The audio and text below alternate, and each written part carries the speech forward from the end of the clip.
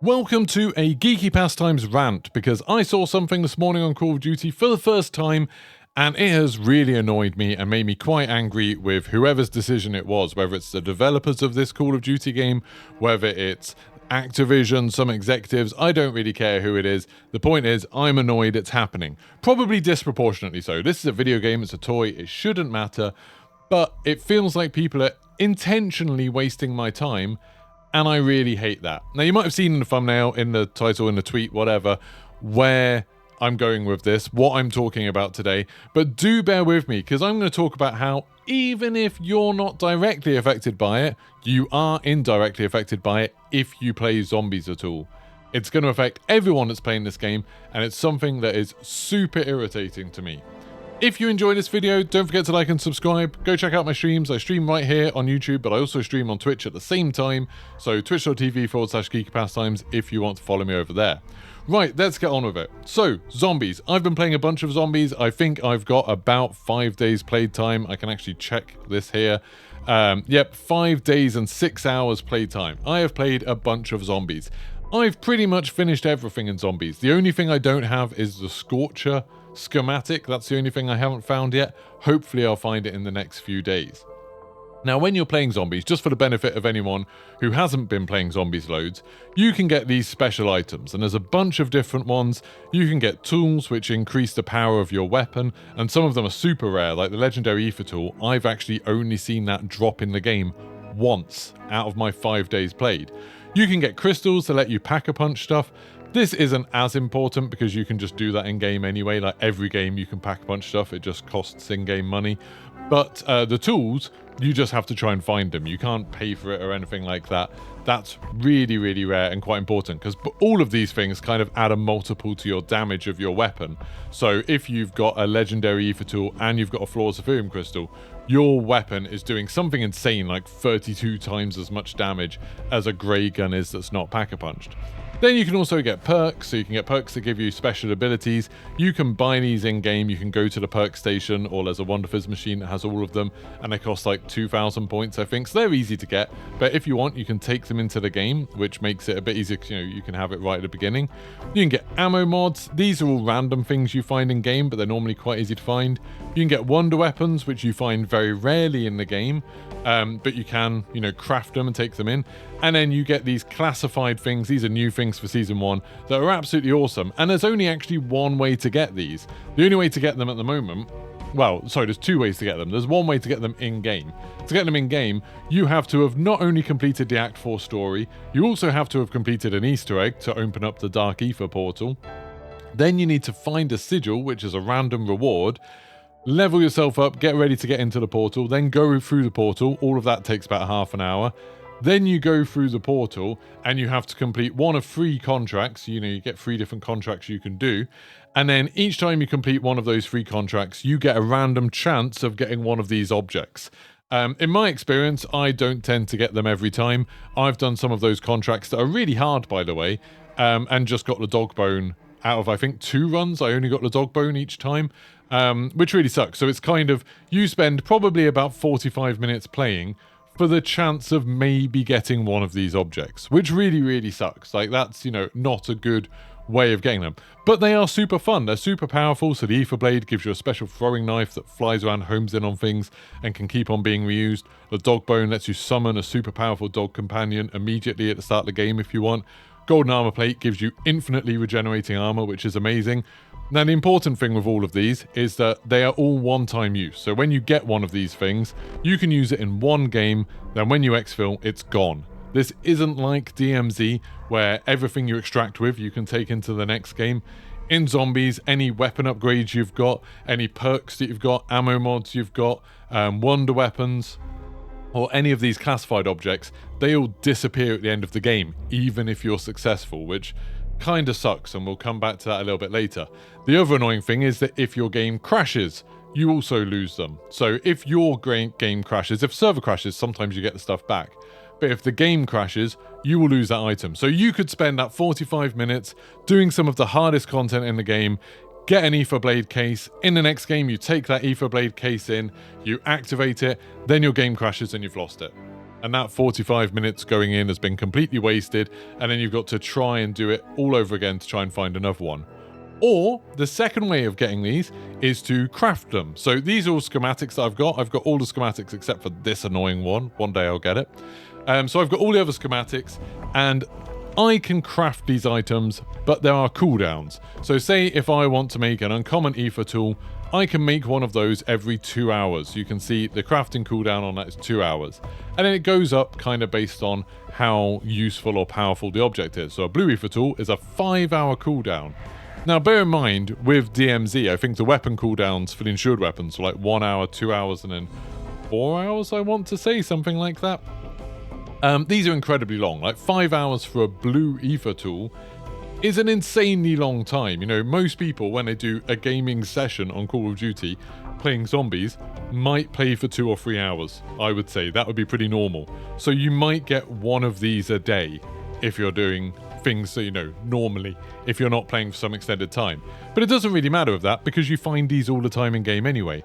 Some of these things, like the legendary ether tool, which are super rare but incredibly useful because it essentially doubles the power of your weapon compared to using the weaker ones, that's got a 24-hour cooldown, so you're definitely only getting one of those a day.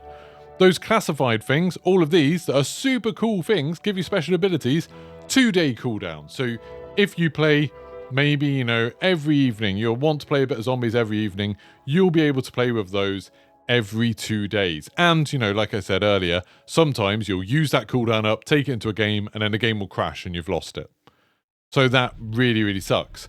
The top Ethereum crystal, the flawless crystal, 3-day cooldown, 72 hours.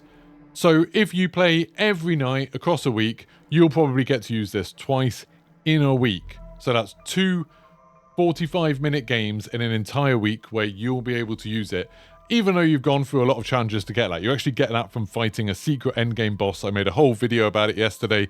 Go check that out, the Red Worm boss. You've done some of the hardest content in the game to unlock this, and then you can use it twice a week. Now that really sucks, and those cooldowns are insanely long. And I've seen lots of people saying, well, there's lots of ways they could make those cooldowns better. They could do things like make it so it's like the insured weapon, so you extract with more essence. That reduces the cooldowns. That would be a good solution. Or maybe there could be some special type of daily challenge. You know, normal XP doesn't really matter once you've got to max level. And the armory stuff, most people will be done with that. You know, I'm up to 61 out of 63, I think, without really thinking about it. Once you're done with that, maybe they could have some special daily challenges where if you do that, it resets your cooldown. You know, complete 3 daily challenges, reset all your cooldowns. Something like that would be cool. But they're not going to. They're definitely not going to do those things. And do you know why? Because of the thing that I saw earlier today. If you go into the store, and I looked in the store today because I had a free gift pack of some loading screen or some rubbish, I noticed that this bundle has the Zombies logo on it, and I thought that's weird. So you click on that, and you see, okay, this is 2,000 points, so what's that, like 16 quid, something like that? You get an operator skin, not a particularly interesting one. You get a AMR9 blueprint, again, not very interesting, I don't think. You get this KVD Enforcer one. That is actually quite a cool blueprint. I quite like that, even though it's for a gun that I don't use. But then this is the really interesting thing. You get 2 rare ether tools. These are the blue ones. These are the ones that to craft have a 5-hour cooldown. You could be waiting for that 5-hour cooldown, or you could just buy this and get 2 of them instantly for £16. I mean, you also get the skin and the guns and stuff, and whatever these are. Now, what this is doesn't really matter. Like, the specifics about this object don't really matter. This is a terrible deal. Like, I don't know why anyone would want to pay money for 2 blue ether tools. They're super easy to find in game. It's completely inconsequential. But I vividly remember at the beginning of DMZ, people used to say things when they first did the bundles where they had things that were in there. I think it was like a medium backpack or something. There was a character where if you bought that character, their gun, if you used it, only had a 15-minute cooldown if you lost it. And the character would always come in with a medium backpack. And people were like, who cares? It's just a medium backpack. That's not a big deal at all. Then, just like everyone predicted, after a while, they moved up to, oh, now this character gets a self-revive every time you play. So this character essentially gets a second life. Then this character gets a UAV every time you play, which you can use at the start of the game and immediately go hunt other players down because they're not going to be able to protect against you having that UAV. it suddenly became much more of a problem that people could buy bundles that gave them an advantage. Now, you might be saying to yourself, and I think it's perfectly reasonable, well, this isn't a PvP game. Whereas in DMZ, it was kind of pay to win. Whereas in this, it's not like that at all. There's no PvP in this. Who cares if another player has an advantage? Who cares if another player has paid money to make the game easier for themselves? But I'll tell you who should care. You should. Unless you like your time being wasted. Why do you think those cooldowns are so incredibly long? Why do you think this item, that is a rubbish item in Zombies really, not something important at all, has a 5-hour cooldown on the schematic? It's because if it didn't, you'd never want to buy anything like this. You'd never want to buy a bundle that had it in. But you might be tempted if you're like, oh, I don't want to wait 5 hours for another one, but I do have some COD points kicking about. I could use it and just get it now. Imagine when they release some bundles where you get some slightly better things. Imagine when you start getting bundles where instead of a blue ether tool, you get something like a legendary ether tool, which again, I have seen one of in 5 days of played time. Imagine if you could get a legendary ether tool in a bundle. That might be something where you think, oh, okay, I really want to have a go at this boss. I want to have a go at the worm boss. I don't have a legendary ether tool. I don't have any way of getting one. The cooldown is 24 hours. I could just buy this bundle and then I'll get it. That's going to be slightly more tempting than if this had a reasonable cooldown of like an hour and you were just like, oh, I could just wait 50 minutes. I could just wait an hour and then I'll get another one then. So I'll just wait until then. I think they've made these cooldowns artificially long to encourage you to buy stuff in the store, to encourage you to buy stuff in the bundles. And the bundles, to make it clear, are definitely not good value and no one should ever buy them. They're single-use items. You could buy that bundle, get those ether tools, and then immediately crash in the game and lose them. And then they're just gone. I doubt you would get a refund for that. They're just single-use things that will be completely gone. But I don't want the developers to think, oh, well, it's a problem to do with the crashing. So that's the issue. We'll keep on working on the crashes, then everything will be fine. Because that is not the issue to me. I'm never going to buy one of these bundles to try and get one of these items. I don't care about them in any way at all. But I would like all of these cooldowns to be lower, and they're never going to be lower as long as those bundles are being sold, because that is creating the incentive. They've changed the game design by creating an inconvenience, the long cooldown times, with the idea that some people will try to solve that inconvenience by spending money. Now, this is something that used to be really, really common, and I think still is common in free-to-play games, or incredibly cheap games, like mobile games, where you're paying 49 pence for, or something like that.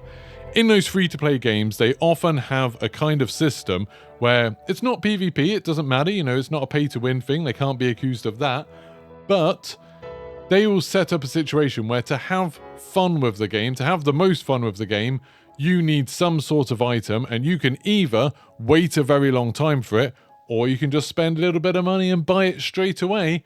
And obviously the incentive is, oh, well, I want to have more fun, so why not? I'll spend a bit of money, I'll do that. And the game is designed around trying to encourage you to do that, trying to tease you along where you think, oh, okay, the game is fair because it's giving me these things for free, but I don't want to wait this long, so I'll do it.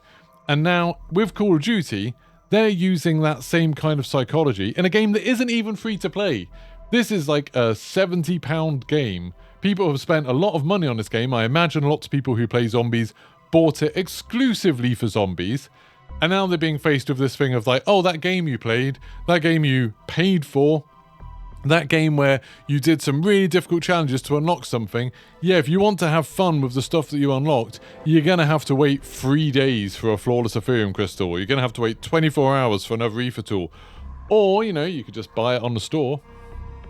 That really sucks. I really don't like that. Now, I know there's an argument that, these things should be rare, particularly these classified things, these new Season 1 things. These should be rare because that makes the game a bit more exciting in some ways. When you get one of these objects, it's a bit more exciting if you don't have it all the time. And I kind of understand that.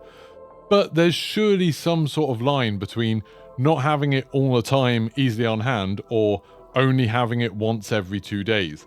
And make no mistake, I'm fairly sure at some point we will see a bundle that includes some of these items, that you will get 2 golden armor plates, or you will get 2 dog bones with it. I'm sure they'll release some adorable operator, looks like a cute dog. It'll be like a Scooby-Doo crossover, and then you will get 2 dog bones with it. And you'll be like, well, Scooby-Doo doesn't eat bones, he eats Scooby snacks, and that doesn't make any sense. But anyway, people will be like, ho ho ho, isn't that funny? It's kind of thematically appropriate. But the point will be, some people will want to play with this dog bone, some people will be like, yeah, I want to use that, but I don't have a group that can do Elder Sigils, I don't have a group that can do the Dark Aether, so instead, rather than facing that challenge, I'm going to go and buy that bundle. So maybe they've made the game artificially harder to try and encourage people to buy these bundles. So yeah, this has really annoyed me. And then the more I was thinking about, oh, well, how else could they make them rare? I was thinking, what would the effect on the game be if all of these things didn't have a cooldown at all? What would the effect on the gameplay be if every time I hopped into the game now, I could choose to take in a wonder weapon? I could choose to take in golden armor plates or a dog bone or ether blade case or some perks or immediately pack a bunch of things. And I was thinking, that'd be awesome. That'd be so much fun. I would have the best time of that game. I would right now that I've gone through all of the kind of challenges and I've unlocked all of these schematics, I'll now be hopping into the game just to help random people and try doing silly things and take on bigger and bigger challenges in the game. It would be absolutely awesome. But instead, I've got to sit here looking at these stupid long crafting cooldowns thinking, oh, well, I could spend hours in the game with random chances to try and get some of these items, or I could just wait for these cooldowns to be over and play zombies again in a few days. Me and my friends have already looked at, okay, we don't have this Scorcher schematic, we want to fight the big boss at the end, we'll do that. Let's wait a few days till we all have our cooldowns off again. Let's wait until we've got all of these classified cooldowns, so we're just not going to play for a few days. We're just not going to play zombies for a few days. That absolutely sucks, and I think the only reason that game design is in it is because they want you to buy these bundles.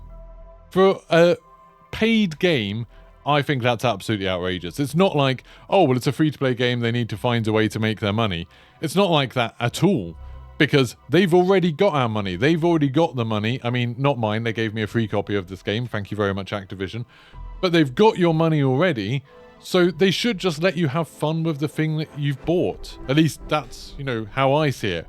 Now, I think the real reason this has happened, obviously, they want more money. But the reason this has happened is I think MWZ was meant to be free. I think the original plan was that you would have Modern Warfare free, and that would have campaign and multiplayer and maybe some third mode, like a survival mode or something like that. I think the original Modern Warfare free had a survival mode, didn't it? And then in Warzone, with Season 1, you would get Warzone and you'd get MWZ as kind of the new Warzone mode, to replace DMZ.